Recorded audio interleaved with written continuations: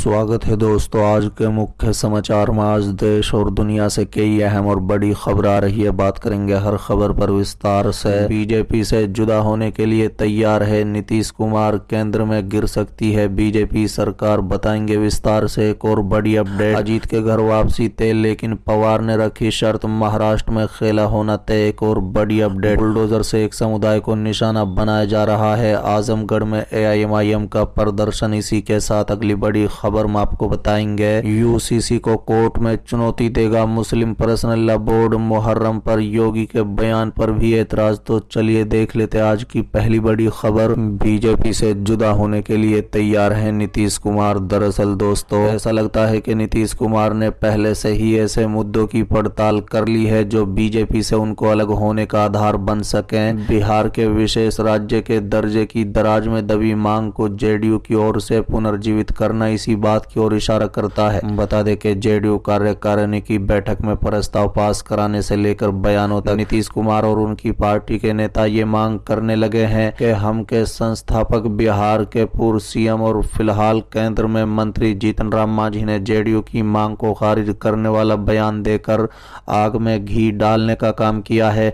मांझी ने इसे असंभव बताया है। झारखंड में बीजेपी छोड़ निर्दलीय के रूप में पूर्व CM रघुवर दास को हराने वाले सरयू राय अब नीतीश कुमार के करीब पहुंच गए हैं। बता दें कि पखवाड़े भर के अंतराल पर दोनों की 2 बैठकें हो चुकी हैं। अब तो सरयू राय की JDU में स्वागत की औपचारिक ऐलान बाकी रह गया है। अगर ऐसा होता है तो सरयू राय झारखंड में JDU के झंडा बरदार बन जाएंगे। बता दें कि निश्चित तौर पर बीजेपी को अच्छा नहीं लगेगा, इसलिए कि बीजेपी ने पहले सरयू राय का टिकट काटा और बागी होने पर पार्टी से बाहर का रास्ता दिखा दिया।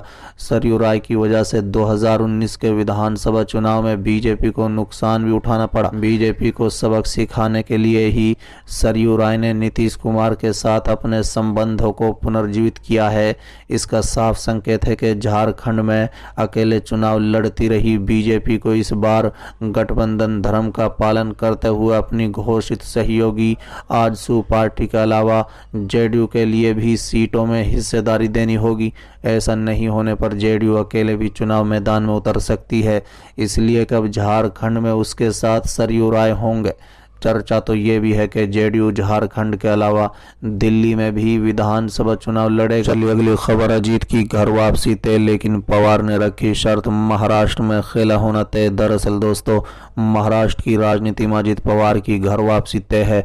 शरद पवार ने साफ कर दिया है कि अजीत पवार की परिवार में वापसी हो सकती है, लेकिन क्या पार्टी में भी वापसी होगी, इस पर शरद पवार ने शर्तें लागू कर दी हैं। शरद पवार ने कहा है कि अजीत पवार के लिए घर में जगह तो है, लेकिन पार्टी में वापसी होगी कि नहीं, ये पार्टी के उन नेताओं से बातचीत के बाद तय होगा जो संकट के समय शरद पवार के साथ बने रहे।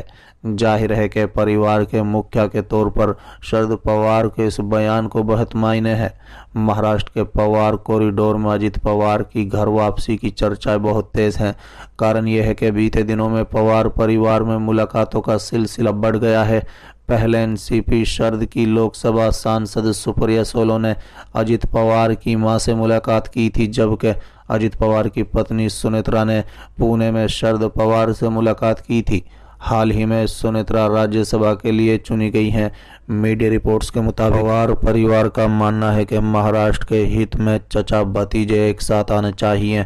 इसी बीच राष्ट्रीय स्वयंसेवक संघ के मुखपत्र ऑर्गेनाइजर पंचनल और मराठी मुखपत्र विवेक ने लोकसभा चुनाव में महाराष्ट्र में बीजेपी की हार के लिए अजीत पवार को जिम्मेदार ठहराया है। RSS लगातार बीजेपी पर अजीत पवार से संबंध तोड़ने के लिए दबाव बना रहा है।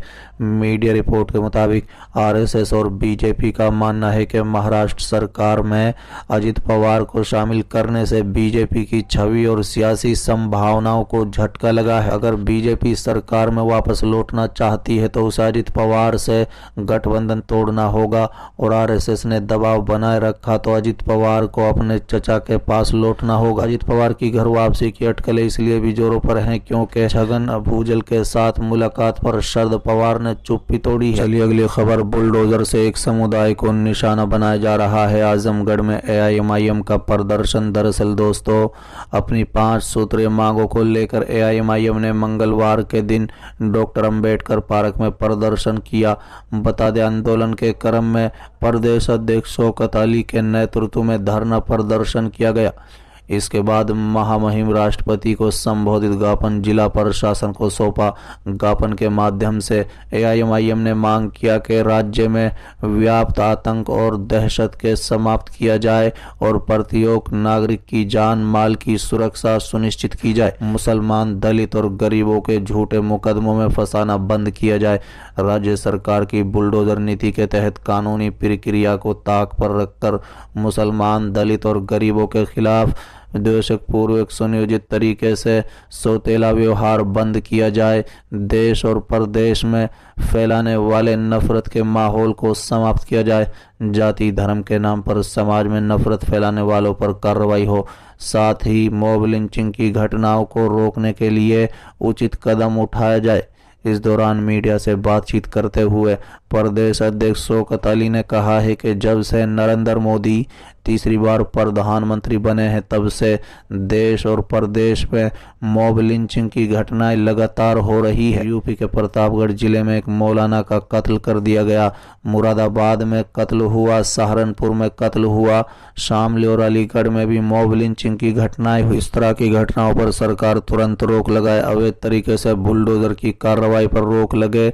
उन्होंने कहा है कि अगर उनकी मांगें नहीं मानी गई तो पार्टी लखनऊ में एक बड़ा आंदोलन करेगी। साथ ही उन्होंने कहा है कि समाजवादी पार्टी, कांग्रेस और बहुजन समाज पार्टी को मुसलमानों का वोट तो चाहिए, लेकिन मुसलमानों के मुद्दों पर बात नहीं करते हैं।